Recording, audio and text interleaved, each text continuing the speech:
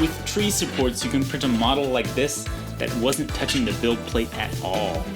And these tree supports just come right off.